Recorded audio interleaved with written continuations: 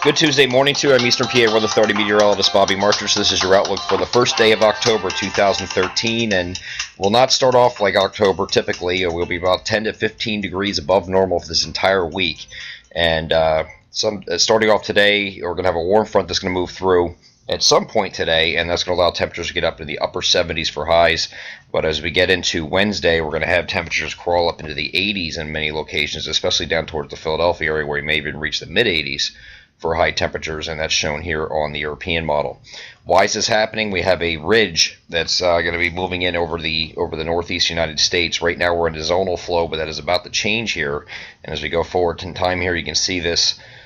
These darker colors here, the oranges, is actually the ridge building here, and you can see the ridge here has the isotherms here up at 500 millibars are now pointed up in this direction here. You have like this little inverted U here. That's a ridge, and southwesterly winds will allow the temperatures to climb into the 80s this week. So this ridge is really not going anywhere. Here's Wednesday. Here's one of the peak days where we're getting in the low 80s here, but then it starts to relax a little bit on your day on Thursday, but then it builds right back in again for the weekend. So I do think the weekend we're going to get up in the 80s once again. So pretty much the entire rule for the entire week is about 10 to 15 degrees above what is considered normal for this time of year. If you want chilly weather, you're going to have to head to the Midwest here, where you have this big trough. When you have a trough like this, it allows the air to come in from the north, and that will allow temperatures to be below normal. So they're below normal out here in the Midwest. And just like a roller coaster, what goes up must come down. And on our side of the Mississippi River here, we're going to have the temperatures out, or the winds out of the southwest, and the continued warmth for the entire week. As far as precipitation goes, really not a lot to talk about this week until we get to the end of the week. Not going to be pictured here, but there's a warm front that's going to move through today. And then there's going to be a kind of a little backdoor cold front that's going to come through. It's not really a cold front per se. It's just going to knock temperatures down a few degrees on Thursday back to the upper 70s from the low 80s that we're expecting on Wednesday.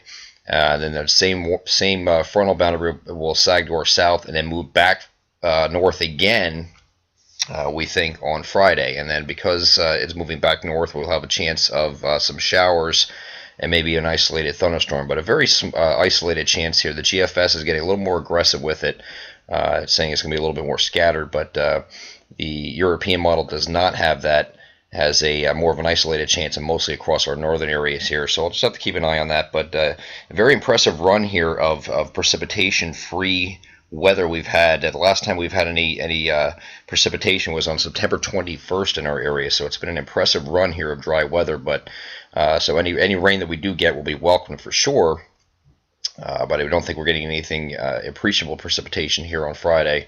And then the weekend looks dry now. Not looking at any precipitation for the weekend here on either Saturday or Sunday.